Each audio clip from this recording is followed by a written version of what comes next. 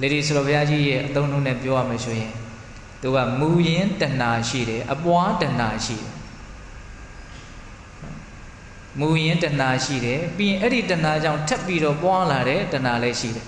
ဆိုလိုတာကဒါလေးကိုလိုချင်မိလို့နောက်ထပ်ဆက်ပြီးတော့လိုချင်နေရတဲ့ကိစ္စလေးတွေရှိတယ်ဒါလေးကဥပမာလေးနဲ့ပြောမှပို့ပြီးတော့နားထဲမှာရှင်းမယ်လို့ထင်ဒါကိုလိုချင်မိလို့နောက်ထပ်ပြီးတော့လိုချင်နေရတဲ့အပိုင်းလေးတွေမဖြစ်မနေလိုချင်နေရတဲ့အပိုင်းလေးတွေရှိဘုရင်တို့ဆိုကြပါစို့အကောင်းဆုံးပေးတရားဥပမာကတော့မုဒုလက္ခဏာဇတ်မုဒုလက္ခဏာဇတ်လူတိုင်းကြားဘူးနော်ဘုရားလောင်းဟရိတဇယတေကဘုရင်မင်းမြတ်ရဲ့အလွန်တရာမှချွတ်မောလှမတဲ့မုဒုလက္ခဏာမိဖုရားကိုမြင်ရလို့ဇန်လျှောတဲ့ဇတ်ကြားဘူးတယ်မဟုတ်လားကြားဘူးတယ်နော်မကြားဘူးဆိုတော့ပြောရအောင်မလို့ရှိတယ်ဟုတ်လားဒါပေမဲ့အချိန်အနေထားရအဲ့ဒါကိုရှည်ကြီးပြောလို့မရဘူးနော်အဲ့တော့ဦးဇင်းတို့ပြောရရင်တော့ဘုရင်ကြီးကဒီမိဖုရားကိုသူစစ်တိုက်ထွက်တဲ့အချိန်မှာဘုရားလောင်းကိုနေတိုင်းဆွန်းလောင်းဖို့မှာခဲ့တာဘုရားလောင်းကသူကဇန်နဲ့ကြွပြီးတော့လာအမြဲတမ်းဒါပေမဲ့အဲ့ဒီနေ့မှာတော့နော်မိဖုရားရဲ့ကိုယ်ကိုရှော့ကြတာကိုမြင်ပြီးတော့ဇန်ကွယ်တယ်မြင်တာနဲ့ဇန်ကွယ်တယ်ဟုတ်လားဇန်ကွယ်ပြီးတော့လာတော့ကဇန်ရင်စီးပြီးတော့လာတယ်ပြန်တော့လှေကားကဆင်းပြန်ရတယ်နော်ကာမရာဂရဲ့ပြင်းထန်မှုပေါ့နော်အကျိုးမဲ့ကိုစတင်ပြီးတော့ဆောင်ရွက်တယ်အဲ့ဒါနဲ့ဒီမိဖုရားကိုမရရင်မနေနိုင်ဘူးဆိုတဲ့အဆင့်ကိုရောက်တယ်သူစွန့်နေပါလိမမစားနိုင်ဘူးအဲ့လိုဖြစ်တယ်အဲ့ဒီမှာမိဖုရားကအလွန်တရာမှဉာဏ်ရှိတဲ့မိဖုရားဆိုတော့နော်ဒီယတိဘာဖြစ်သွားတယ်ဆိုတာသိတဲ့အခါကျတော့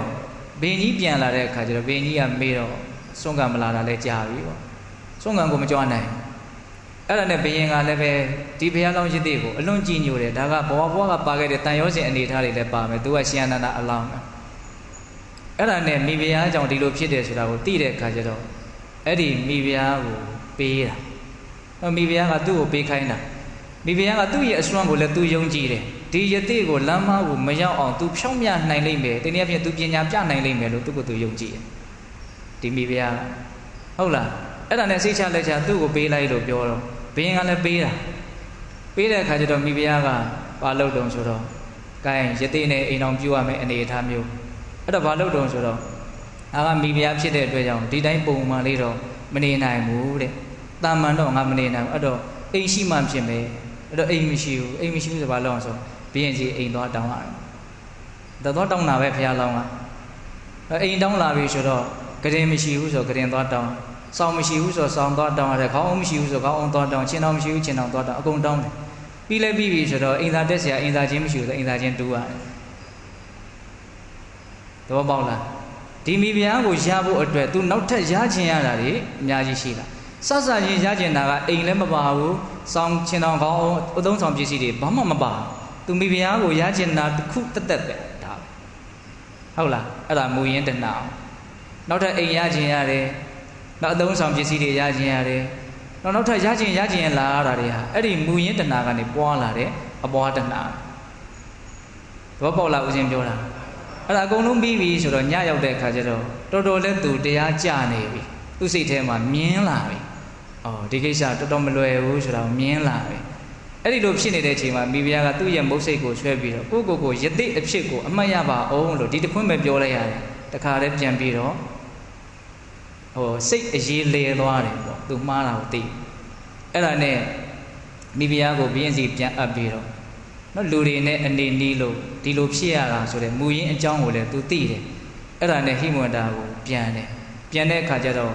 နော်တတိတရားကရနေပြီဆိုတော့အဲ့ဒီအချိန်ပိုင်းလေးအတွင်းမှာကြိုးစားလို့ငကိုတုံးကကွယ်မြုပ်နေတဲ့ဇံကလည်းပြန်ရတယ်အဲ့ဒါဇံရင်စီးပြီးတော့ပဲဟိမဝန္တာကိုပြန်သွားတယ်နောက်ထပ်တစ်ခါမှပြန်ပြီးတော့မလာတော့ဘူးလို့ဒီလိုဆိုတယ်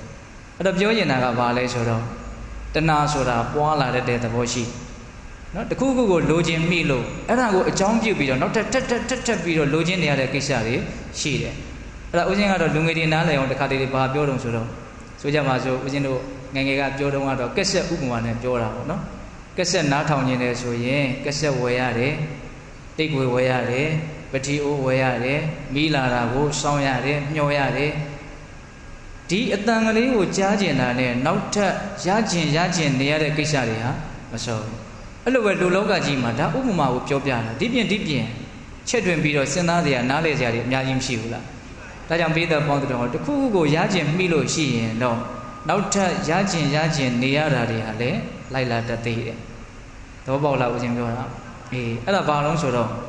အလိုဆန္ဒကြီးရင်ဒုက္ခတွေကြီးလာတာ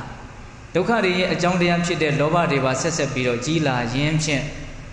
ခြားလဲသွားတယ်ပေါ့အကြောင်းအကျိုးတွေအကုန်လုံးဆက်သွားတာပေါ့